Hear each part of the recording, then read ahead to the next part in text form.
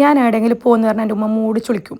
പക്ഷെ എൻ്റെ ഉമ്മാൻ്റെ തറവാട്ട് പോകുമെന്ന് പറഞ്ഞാൽ എൻ്റെ ഉമ്മ കാറ് വരെ ആക്കി തരും പോകാൻ. പക്ഷെ ഞങ്ങൾ മാന്യന്മാരായതുകൊണ്ട് കാറിന് കാത്തു നിന്നിട്ടാ നേരെ നടന്നിട്ട് പോയിട്ടാ പോകുന്ന എന്തെന്നല്ല സസ്പെൻസാണ്. അങ്ങനെ ഞങ്ങൾ ബൈക്കിൽ നിന്ന് കായും മേങ്ങി മുട്ടിയും മേങ്ങി അങ്ങനെ നേരെ ഉമ്മമാൻ്റെ പുരയിലേക്ക് എത്തിയിട്ടാ. ഇതാണ് ഞങ്ങൾ പറഞ്ഞ സസ്പെൻസ് ഇട്ടാ. യോനെ കാണാനാണ് ഞങ്ങൾ വന്നിനെ.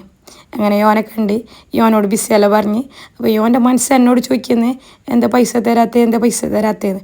അപ്പോൾ എൻ്റെ മനസ്സ് ഓനോട് പറഞ്ഞ് നീ കായ് മുട്ടി പൊങ്ങി തന്നാൽ അത് എനിക്ക് പൈസ ഇല്ല അറിഞ്ഞ്. ഇത് കാണുമ്പോൾ നിങ്ങൾ വിചാരിക്കുന്നുണ്ടാവും എന്തിപ്പോൾ ഇത് കളം വരച്ചിട്ട് കണക്ക് വെക്കുന്നതെന്ന്. ഇതല്ല കേട്ടാ. ഇതെൻ്റെ ഉമ്മമാൻ്റെ കഥയാണ് കേട്ടാ. പണ്ടത്തെ കഥ. എൻ്റെ ഉമ്മാൻ്റെ മംഗലം കഴിഞ്ഞ കഥ, എൻ്റെ ഉമ്മമാൻ്റെ മംഗലം കഴിഞ്ഞ കഥ, അന്നേരത്തെ കോയിൻ്റെ കഥ എല്ലാം പറയൂ കേട്ടാ. ആദ്യമായിട്ട് കേൾക്കുന്ന പോലെ ഞാനും കേട്ടിട്ട് നിൽക്കും.